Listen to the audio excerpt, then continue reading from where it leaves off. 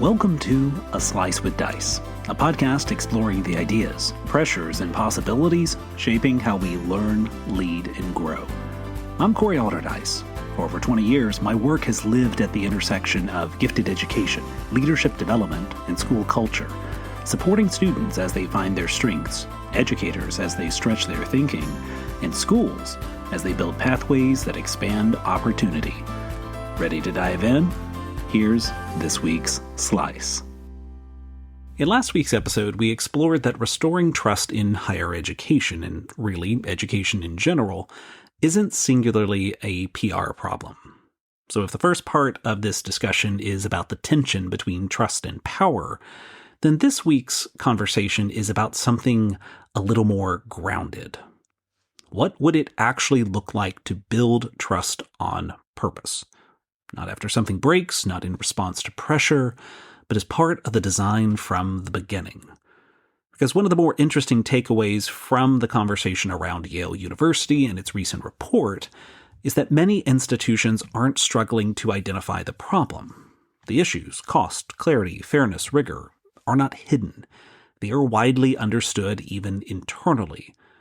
The challenge is something else. It's whether institutions can organize themselves in a way that anticipates where trust might break, rather than reacting once it already has. And if you're looking for a place where that challenge becomes more immediate, you don't have to look far. You can clearly see it in selective high schools. In many ways, these schools operate under the same pressures as elite universities, but with far less insulation. Admissions decisions are scrutinized in real time. Student experiences are intensely felt and quickly shared. Outcomes matter not just in the long term, but in the day-to-day lives of students and families. And when something feels off, when a process doesn't make sense, or when a student begins to struggle, the response is rarely slow or reflective. It is immediate, often public, and sometimes political. Which means these schools are not afforded the luxury of quiet recalibration. They are often pushed to respond. That reality creates an interesting possibility. If the pressure points are predictable, then in theory, they can be designed for. Not eliminated, but acknowledged in advance. And that begins with something that sounds simple, but is rarely treated with the level of precision it deserves. Clarity of purpose. Now, most selective schools describe themselves in broad, familiar terms. They serve high-achieving students. They provide advanced opportunities. They prepare students for what comes next. Now, those statements are not inaccurate, but they're not especially informative either. They don't help a student or family understand what the experience will actually demand or what kind of readiness it assumes beyond academic performance. A more trust-forward approach would push further. It would take seriously the question of who the school is for, not just in terms of grades or test scores, but in terms of developmental fit. What kind of students tend to thrive in this environment? What kinds of students might find it more challenging to align even if they are fully capable of doing the work? Now, that second question is where most institutions hesitate. It feels exclusionary to name misalignment, but in practice, avoiding the question often creates more harm than clarity. Students arrive with incomplete expectations, and when the experience doesn't match what they imagined, the institution can feel misrepresented, even if the program itself is strong. From there, the conversation normally moves to admissions, where trust is often either established or quietly eroded before a student ever enrolls. Most schools are very good at explaining the mechanics of their admissions process, the requirements, the steps, the timeline, but far fewer take the time to explain the underlying philosophy. What are they actually trying to identify? How do they think about different forms of readiness? What trade-offs are they making as they shape a class? Because every selective system makes trade-offs, whether it names them or not. It balances different kinds of talent, different levels of preparation, different forms of potential. A trust-forward model doesn't pretend those trade-offs don't exist. It makes an effort to explain them. not with rigid formulas or false precision, but with enough clarity that the process feels legible, even if it's not predictable. And I think that distinction matters. People are generally more willing to accept an outcome they don't agree with if they understand how it was reached. Even when admissions are well understood, however, trust can still falter once students arrive, and more often than not, that breakdown, I think, has less to do with the quality of the program and more to do with a mismatch between expectation and experience. And this is where a different kind of institutional honesty becomes important, not as a warning, but as a form of alignment. A trust-forward model would be more direct about the nature of the experience itself. It would acknowledge that the pace is fast, that independence is expected early, and that the transition, academically and socially, can take time. It would normalize the idea that some level of struggle is part of the experience rather than a signal that something has gone wrong. When those realities are named in advance, they tend to be interpreted differently. Challenge feels intentional rather than surprising. Adjustment feels less like a problem than a process. And that shift also changes how rigor is understood. In many selective environments, rigor is closely associated with intensity, more work, higher expectations, faster pacing.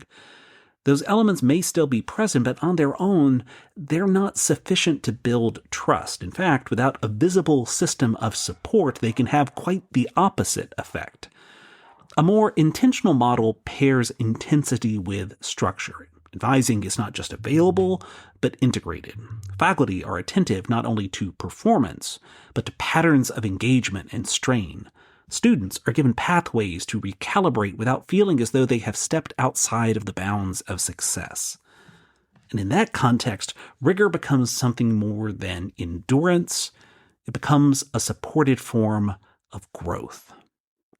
You see a similar shift when institutions think more expansively about outcomes. Most selective schools highlight where their students go next, the colleges they attend, the distinctions they earn. And those are meaningful signals, but they don't fully capture the experience itself. A trust-forward approach would be attentive to what happens along the way, how students navigate challenge, how they often change direction, where they struggle, and how those moments are addressed. These are not always easy things to measure or communicate, but they are often the questions that matter the most to families trying to understand what a school will actually feel like. And all of this leads to a different way of thinking about fit. In many cases, fit is something that is invoked after the fact, a way of explaining why a particular path didn't work out. A more intentional approach treats fit as something that can be explored earlier and revisited over time. Not every student who is capable of succeeding in a selective environment is necessarily well served by that environment. Now, recognizing that does not diminish the student or the institution. In many cases, it creates the possibility for a better alignment elsewhere. And when that possibility is acknowledged without stigma, it reinforces trust rather than undermining it. Now, of course, a model like this is not without trade-offs. It requires institutions to give up a certain degree of ambiguity, to be more explicit about their decisions, their priorities, and the nature of the experience they are offering. It reduces the ability to rely on broadly appealing narratives that might mean slightly different things to different audiences. But in exchange, it offers something that is difficult to reconstruct after the fact: clarity, alignment, and over time, a more durable form of trust. And if you step back from all of this, the purpose, the admissions philosophy, the experience, the support structures, it begins to point toward a simple but demanding standard. Nothing about this experience should surprise you. And if it does, we failed to explain it. That doesn't mean that every moment is easy or predictable or comfortable. It doesn't mean every student will have the same experience or arrive at the same outcome. But it does mean that the institution has taken responsibility for making its intentions clear, for aligning what it promises with what it delivers, for ensuring that when challenge shows up, and it will, it feels like part of the design and not a deviation from it. Which brings the conversation back to where we started. In last week's episode, the question was whether institutions can rebuild trust without giving up power, and for many, that remains unresolved. But there is another way to approach it. Not by waiting for trust to erode and then trying to recover it, but by designing systems that make trust more likely from the outset. It doesn't eliminate the tension, it doesn't remove the need for difficult decisions or competing priorities, but it does change the posture. Instead of asking how to respond when trust is lost, institutions can begin to ask what would it mean to make their purpose, their process, and their experience clear enough that trust has something solid to rest on. And that is a different kind of work. Not reactive, but intentional from the start. A Slice with Dice is a production of Aldercube. Thanks for making time to reflect with me. If you're finding value in these episodes, I hope you'll subscribe and help spread the word. Until next time, lead boldly, listen closely, and keep pushing forward. I'll see you then.